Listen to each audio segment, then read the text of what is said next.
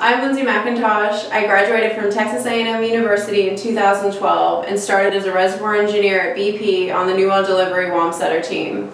Last November I moved to Gulf of Mexico in the Operated by Others base management team. My project is on deepwater well intervention planning and evaluation. Late last year, during a partner meeting, Shell proposed performing an intervention on the Mars A22 producer in the Mars deepwater field. Deepwater interventions are very expensive, and so it's important that we're very rigorous in our approach and that we're doing the right thing for these wells. In response to the proposal, I performed an evaluation of the well to try to assess whether or not we were also seeing an impairment in the form of damage increasing over time. The surveillance methods that I applied are the reservoir fluid characterization from our PVT data, pressure transient analysis, production well testing, open hole logging interpretation, and real-time pressure data. When a well has damage, there are multiple paths you could go. You could decide that it was worth fixing the well and it was a good candidate to do an intervention, or you could decide to not fix the well and just let the well produce as it is at a suboptimal level. The inputs to my PI models to do pressure transient analysis and prosper modeling are the structure map of the G4 Ultra Blue reservoir. This well is a single well penetration of this reservoir that was completed as a frac producer in 2004. I also use the open hole log analysis as inputs to my model. The G4 sand has two lobes, a porosity of 34%, and it's a heavier oil of about 18 degrees API gravity. I also use the wellbore schematic. This well is an uphole recomplete from the violet sands to the ultra blue reservoir. The first step in my project was doing the pressure transient analysis. I used our historical production and pressure data from 2004 to try to assess whether or not we were seeing damage over time. The green derivative plot is the base case when the well was first completed in 2004. The skin in this case is low of 2.4. The dark blue line is the derivative plot at the end of last year. The skin at this time is 9.6, and you can see that the skin had been steadily increasing over time.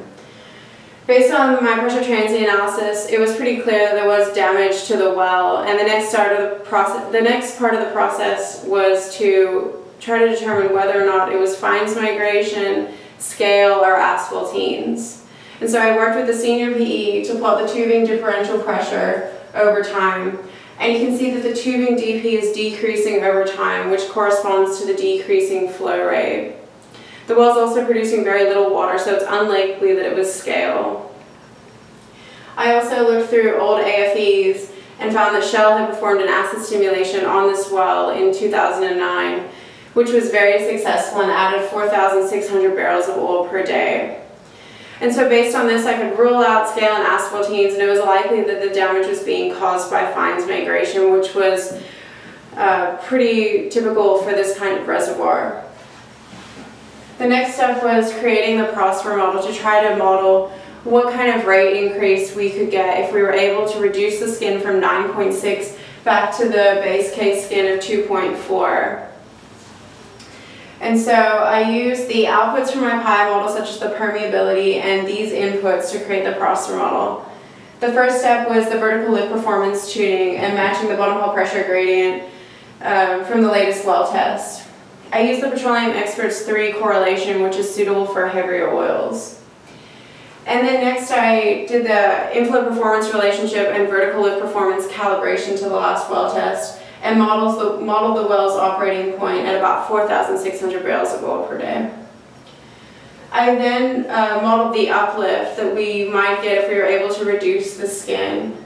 And you can see it was modeling close to 6,000 barrels of oil per day after the stimulation if we were successful in remediating the damage. Finally, I looked at the flow efficiency of the well. Flow efficiency is the flow rate with the current skin of about 9.6 divided by flow rate with 0 skin.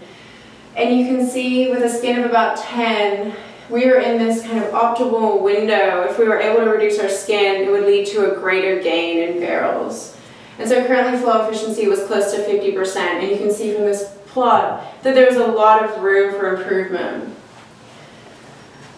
So following my analysis, BP approved the AFE and Shell went ahead and performed the acid stimulation in February this year.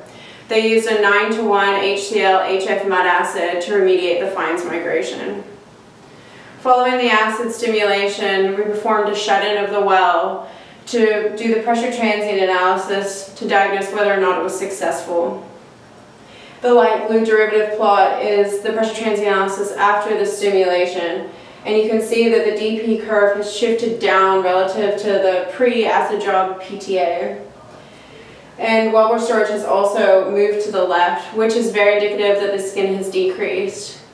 And so for my analysis, the skin had decreased from 9.6 to 3.2, which is very close to the base case. There was also a well test done on the well, and this showed an uplift of about 1,600 barrels of oil per day, which is very good, and we were very happy with those results. You can see on the production plot when the acid stimulation was performed and the uplift, which resulted in the acceleration of about 400,000 barrels of oil. And you can see the rate of the well has been very stable since the stimulation. The total cost of this job was about $500,000 gross, and this resulted in a net present value of $4.5 million, which is 1.3 million BP net. We proposed performing an acid stimulation at another producer in the Mars field, which has similar fines migration issues, which is currently ongoing. We're hoping to see similar results that we saw for this well. My project really embodies BP values of courage and one team. Courage to do the right thing for the wells, and one team to work respectfully with our partners to make sure we're taking care of our base production. Thanks for your time.